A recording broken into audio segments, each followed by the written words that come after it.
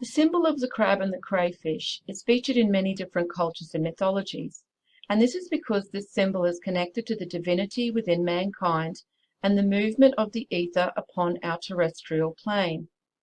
Ether is the fifth element and works as a medium for the Christ light or Holy Spirit, and thus, upon its return to our physical plane, the degree of divinity within each human soul is revealed. This movement of the ether ebbs and flows like the tide and corresponds with the ages of the great year.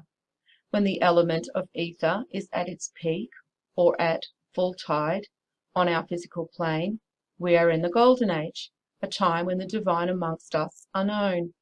And when it is at its lowest, we are in the iron age or the dark age, where no difference between divine man or mortal man can be identified.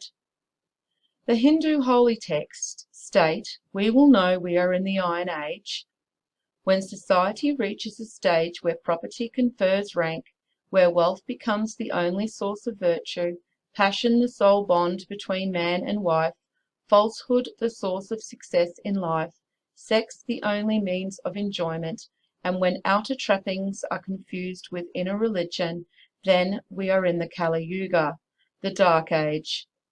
The Vishnu Purana.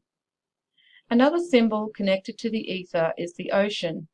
As mentioned previously, the tides of the ocean resemble the flow of the ether, and just as the crab is a creature of his environment, the ocean, divine man can be likened to the crab because he too is a creature of his ethereal environment.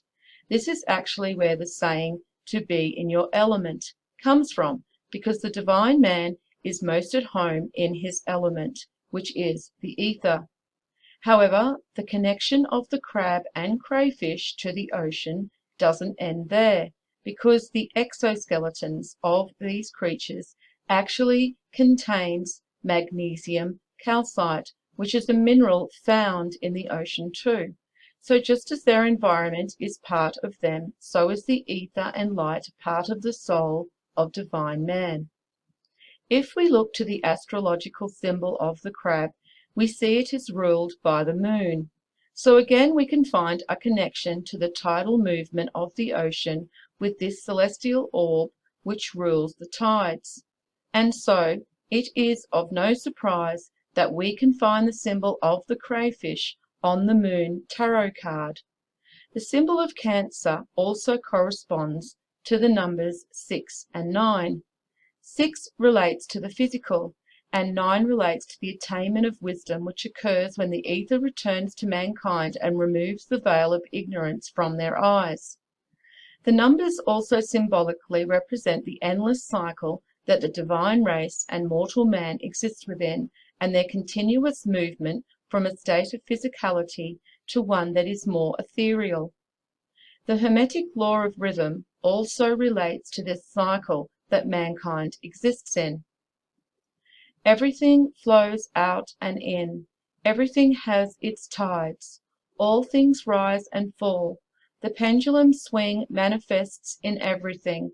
The measure of the swing to the right is the measure of the swing to the left.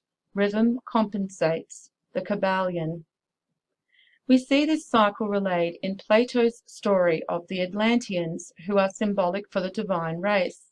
As they move down through the ages and the tide of ether recedes, they forget themselves and move further from their divine nature and God. For many generations, as long as the divine nature lasted in them, they were obedient to the laws and well affectioned towards the God whose seed they were, for they possessed true and in every way great spirits. However, the Atlanteans became corrupt. When the divine portion began to fade away and became diluted too often and too much with the mortal admixture, and the human nature got the upper hand, they then, being unable to bear their fortune, behaved unseemly, and to him who had an eye to see, grew visibly debased. We see this symbolism of the crab and the ether repeated in the story of the crab and the crucifix. The story goes as follows. One day, St. Francis Xavier was travelling at sea when suddenly a very strong storm hit the ocean. St. Francis Xavier, fearing that the boat would sink, threw his cross out into the ocean. As soon as the cross sunk down into the angry sea, the storm settled and the ocean became peaceful and calm, and the boat then continued on its journey to shore. Once on shore, a crab scuttled towards St. Francis Xavier, and in his claw was his cross, and on the crab's back a cross was marked into its shell.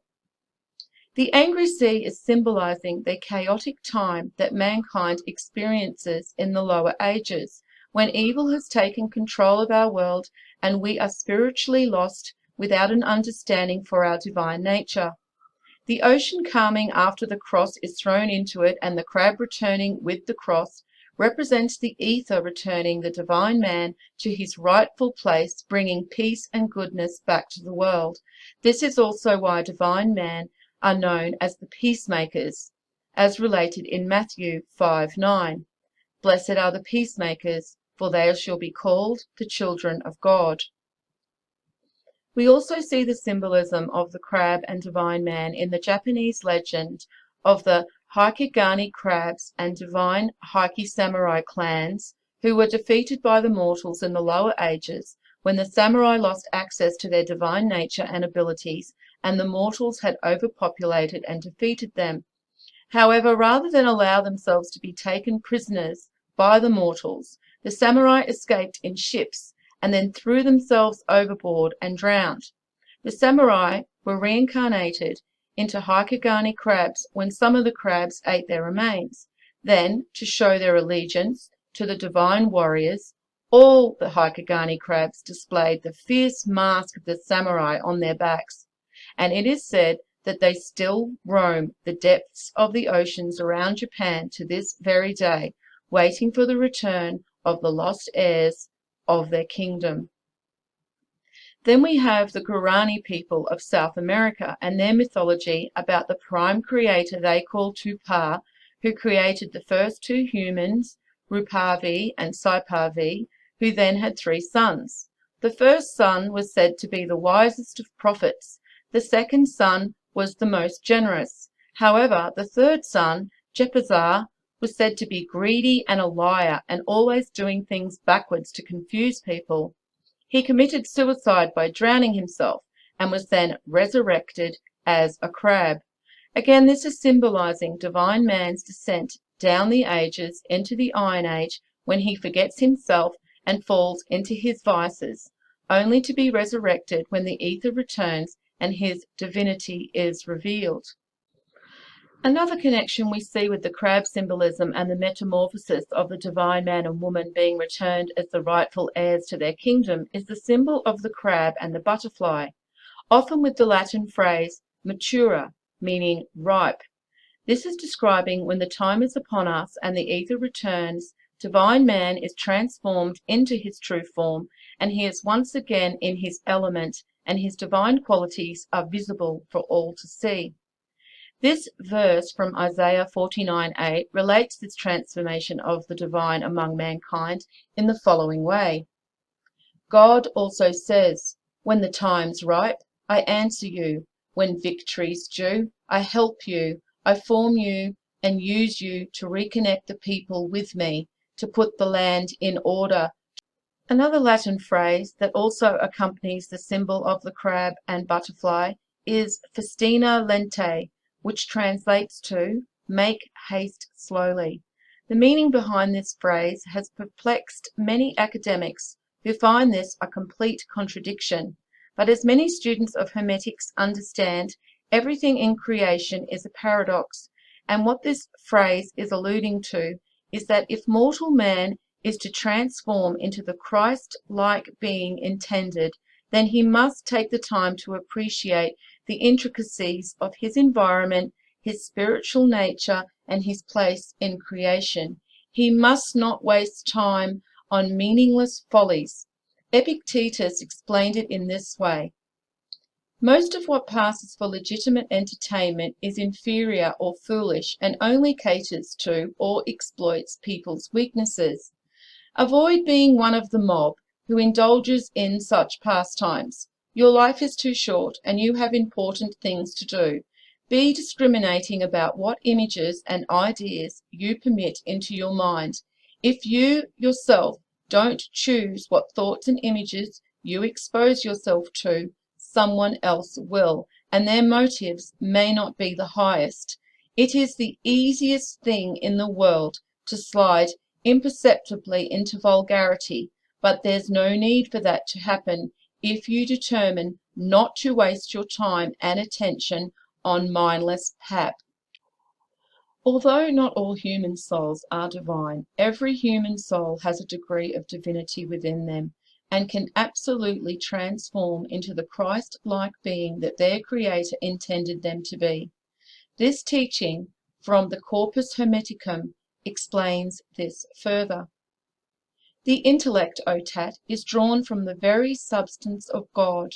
In men this intellect is God, and so some men are gods, and their humanity is near to the divine. When man is not guided by intellect, he falls below himself into an animal state. All men are subject to destiny, but those in possession of the Logos, which commands the intellect from within, are not under it in the same manner as others. God's two gifts to man of intellect and the Logos have the same value as immortality. If man makes right use of these, he differs in no way from the immortals. The language of symbolism is not a subject that can be taught in one video. What I have attempted to do in this video is give students an insight into the meanings behind the symbols of the crab and the crayfish, and how they are connected to the divine nature within mankind and the cycle that we exist within.